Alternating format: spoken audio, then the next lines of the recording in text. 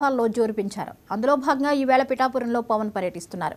అక్కడి జనసేన టీడీపీ నాయకులతో నేడు పవన్ అంతర్గతంగా సమావేశమవుతారు. గెలుపునకు కావాల్సిన పలు సూచనలు, సలహాలు వారిని అడిగి తెలుసుకుంటారు. వీరి మీటింగ్ తర్వాత రాజానగరంలో ఏర్పాటు చేసిన బహిరంగ సభలో పవన్ పాల్గొంటారు. ఇక 23న పిఠాపురంలో నామినేషన్ వేయడానికి అన్ని సిద్ధం చేసుకున్నారు.